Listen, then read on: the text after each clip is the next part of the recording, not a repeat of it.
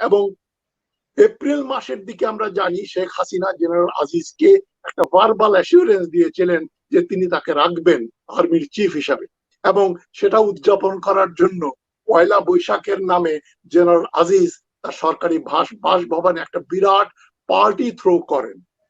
এবং সবচেয়ে দুর্ভাগ্যজনক ব্যাপার তার জন্য যে 10ই জুন তিনি ওই যে আর্মির যেদিন ওই একটা সেলিব্রেশন হয় গ্রাজুয়েশনের পরের দিন, মানে পাসিং আউট প্যারেডের পরের দিন আর্মি অফিসাররা একটা সেলিব্রেট করে, ওই দিনই তাকে এই দুঃসংবাদটা শুনতে হলো। এবং যেটা অনেকেই বলেছেন যে তারা যে একেবারে কাছের লোকজন তার সঙ্গে এখন তার কাছ থেকে দূরে সরে যাচ্ছে, এখন তারা নতুন বস শফিউদ্দিনকে কংগ্রাচুলেট করছে এবং শফিউদ্দিনের সঙ্গে যাবে। তবে এখন জেনারেল সিদ্দিকী কিরামর তারেক সিদ্দিকীর কি হয় আমরা জানি না, জেনারেল আজিজের কি হয় আমরা জানি না। জেনারেল আজিজকে তো আগেই ধরা উচিত ছিল, আল জাজিরার ওই টেপ বের করার পরে 24 ঘন্টার ভেতরে তাকে বরখাস্ত করা উচিত ছিল, তার কোর্ট মার্শাল করা উচিত ছিল, সেটাও হয়নি।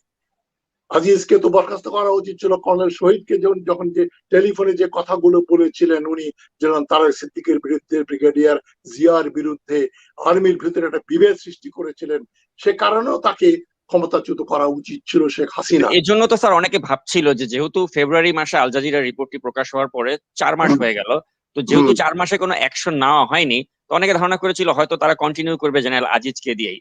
তো সেক্ষেত্রে এই যে 4 মাসে সরকার এগুলোর পরেও যে তাকে কন্টিনিউ না করে অন্য একজনকে নিয়োগ দিল, এটার কারণটা কি হতে পারে বলে আপনার মনে হয়? কারণ হচ্ছে আজিজ শেখ হাসিনার অনেক গোপন তথ্যই জানে।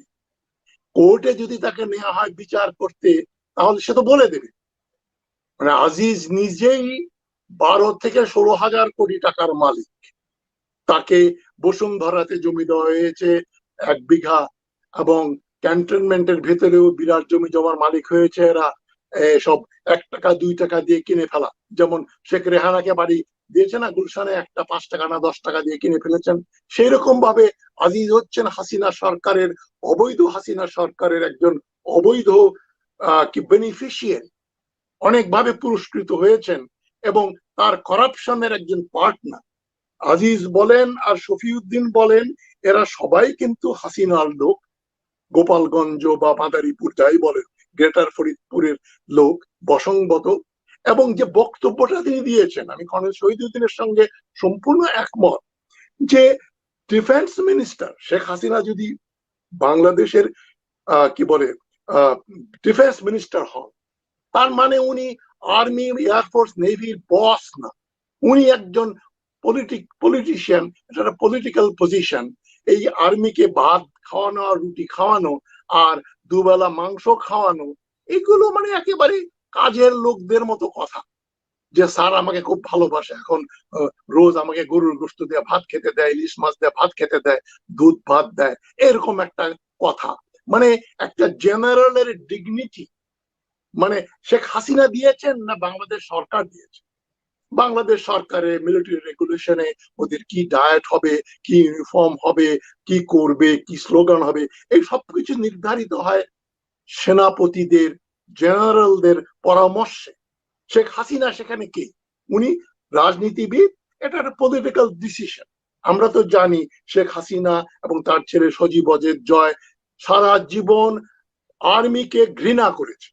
সজীব অজের জয় সেই 2008 সালেই তো এর বিরুদ্ধে একটা আর্টিকেল লিখেছিল হার্ভার্ডে আরেকজনের সঙ্গে মিলে, বলেছে যে বাংলাদেশ সেনাবাহিনীর নাকি 25% হচ্ছে মাদ্রাসার ছাত্র এবং এরা সবই জঙ্গিবাদী, ইসলামী জঙ্গিবাদী।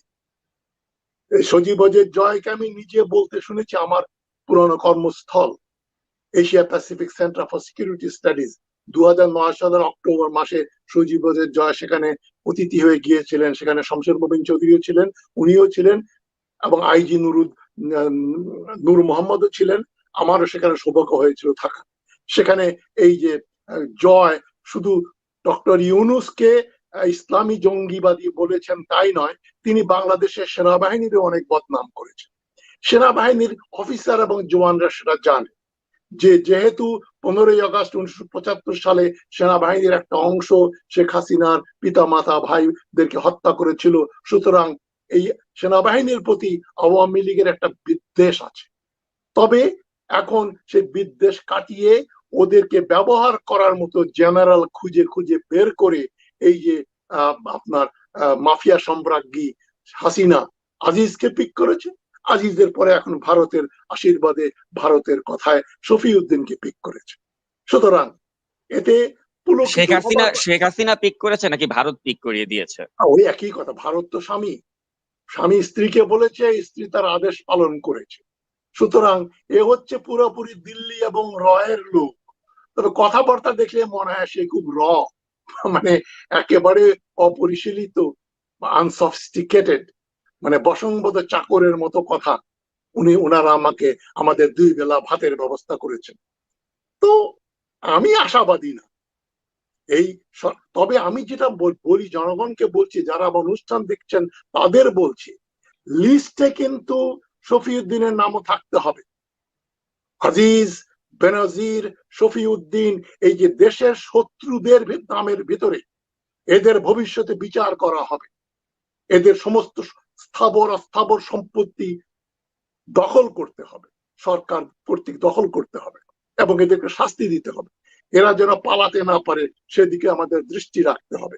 এরা সবগুলোই ভারতের প্লান্টেড এজেন্টস, এটা মনে রাখতে হবে। ভারত আমাদের বন্ধু রাষ্ট্র নয়, ভারত এবং ভারতের যারা দালালি করছে তারাও আমাদের জনগণের বন্ধু বা বাংলাদেশের বন্ধু হতে পারে না।